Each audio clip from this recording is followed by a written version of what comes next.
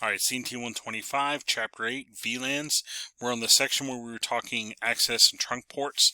So real quickly, access ports. These are designed for host devices to connect into, like computers, IP phones, printers, access points, those kind of things. Meanwhile, the trunk ports are the ones that we use to connect to other devices, a switch to router, that kind of thing.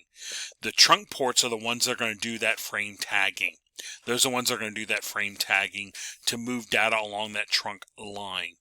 So on a switch, I can be taking a handful of ports here and configuring them for VLAN for access ports for devices to connect to. So these would be access ports, these would be access ports, these would be access ports, over here would be access ports. I then can configure a port for trunking where it does frame tagging to connect to another switch or a router, if you will. In this case, they're using this example that this purple port here is a trunk port.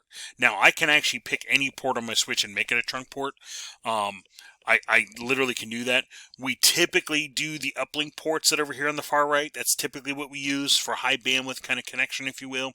But I can use any port here, and they're using this one here saying that's the trunking for VLAN 1, 2, and 3 on this switch, if you will. So if I were to look a router config, I would see that these ports here, these ordinary ports here, are configured for access for devices to connect to.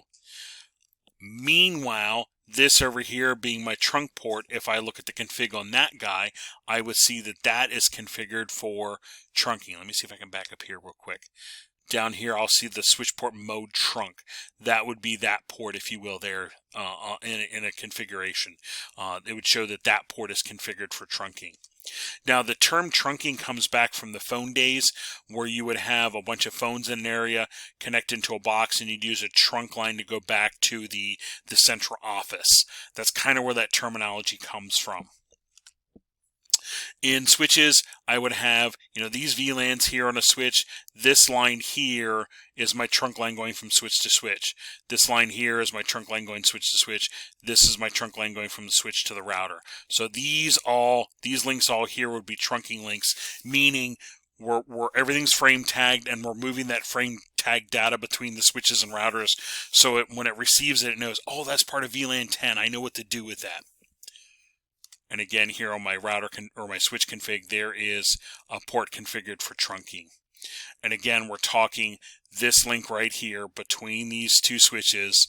I would configure trunking here, configure trunking here. This link between is doing that IEEE 802.1q frame tagging of VLANs, belonging to VLAN 10, VLAN 20, VLAN 30, whatever it happens to be.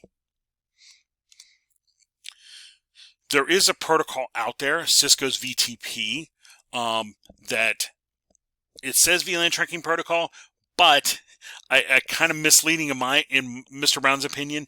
This is really designed for, I can have one main switch. Let me try that again. I have one main switch here that I configure my VLAN table on. Ports 1 to 5 is VLAN 10, 6 to 10 is VLAN 20, and so forth. And then these other client switches would duplicate that VLAN table.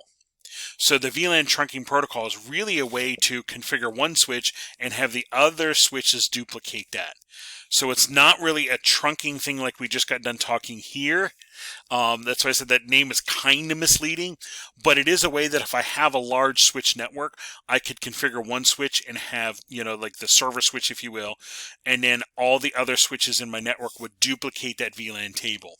So if I have, I have a building with 3 floors in and I have a switch on each floor that I'm going to do ports for desktops, ports for IP phones, ports for IP cameras, I could use that same VLAN table in each switch, configure it on the main one, and have these duplicate that. And that's what the VTP is going to do. It's going to duplicate that to the other devices. The server switch gets configured. The client switches duplicate that. They duplicate that config. Last but not least, with VLANs, we need to remember that typically each VLAN is going to get a subnet. That's typically what we're going to do. So over here, VLAN 1 gets subnet 1, VLAN 2 gets subnet 2, VLAN 3 gets subnet 3, and all of that data gets trunked, if you will, and eventually gets passed back to the router where we configure the router to understand those VLANs and those subnets. And that gets done through taking this physical port on the router and breaking it into 3 logical ports. VLAN 1 gets subnet 1, and we configure its subinterface 1, if you will, to represent VLAN 1. VLAN 2 here, we would allocate the second subnet, and we would then configure the subinterface 2 to recognize VLAN 2. And the same thing here with 3. VLAN 3, I give it the third subnet, and I configure it for subinterface 3 to align with VLAN 3 in my network. So my whole broadcast domain equals 1 VLAN equals 1 subnet that we mentioned way early in this chapter now finally comes true, with all these pieces are basically kind of stuck together, if you will. And again, this is accomplished by my router subinterfaces. So I'm going to take that example I just gave you and I'm going to break it out a little bit more and show you an example now. So this physical interface right here, let's say it's called Fast Ethernet 0/0 port, which is very common. I then take that interface and I break it into 3. .1, .2, .3. Those are logical subinterfaces. So it's still a Fast Ethernet 0/0 port, but I now go .1 for VLAN 1, .2 for VLAN 2, and .3 for VLAN 3. 1, 2, 3. And then I say I'm going to allocate a subnet to each. So I'll allocate the first subnet 10.0, the next subnet to the next VLAN 10.32, and subnet 3 for the third one 10.64.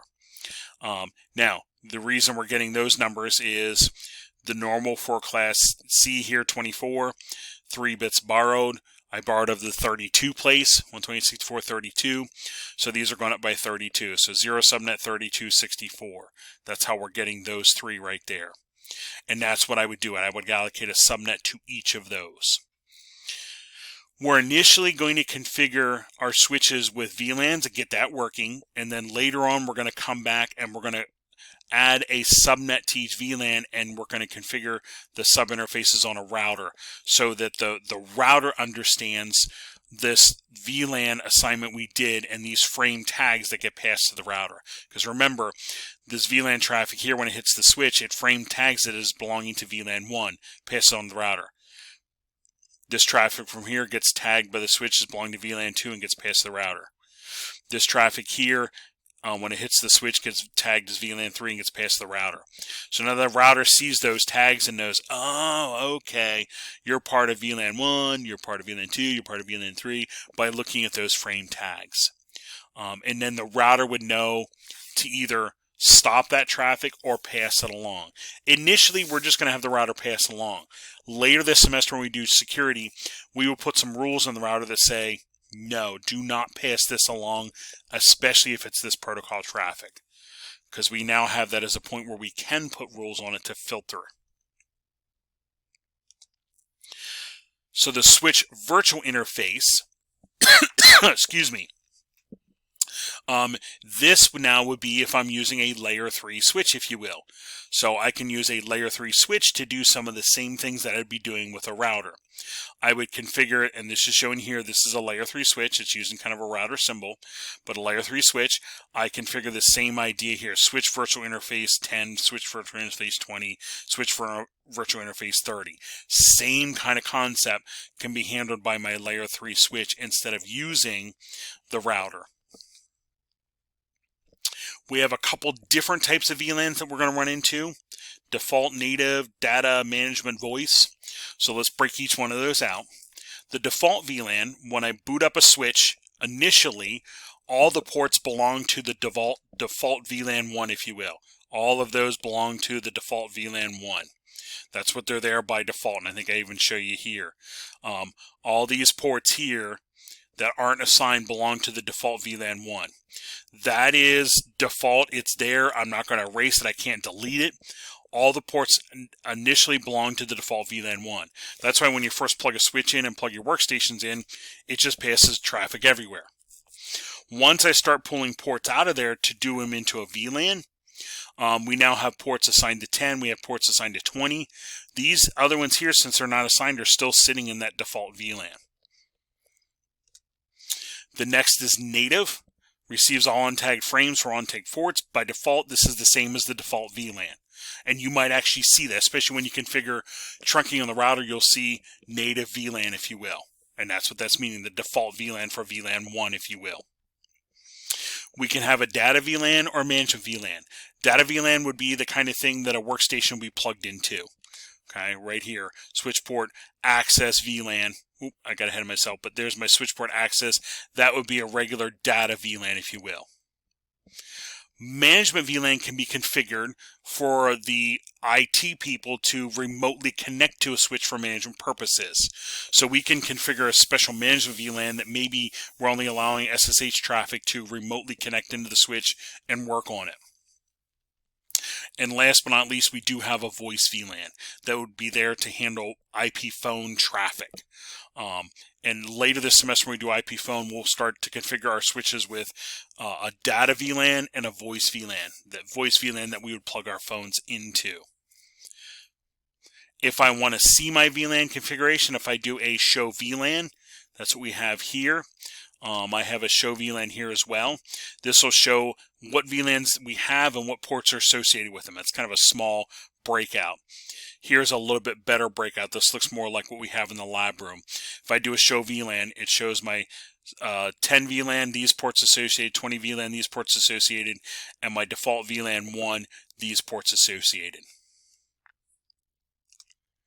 If I do a show run on something like our switch, I see all the ports now. I see each port and how it's associated. And then I also see trunking. I would not see trunking on the show VLAN. I don't see that port. I think we're using port 24. Where do we have that? What do we have that? Oh, the gigabit 01. If I look here, I don't see the gigabit 01 port. It doesn't show up. But when I do the show run, I'll see that it is set for trunking. So it's not in a VLAN, it's doing trunking. It's doing that frame tagging. Common configuration errors for VLANs. Just getting the port in the incorrect VLAN. Okay, incorrect VLAN, incorrect port, VLAN isolation.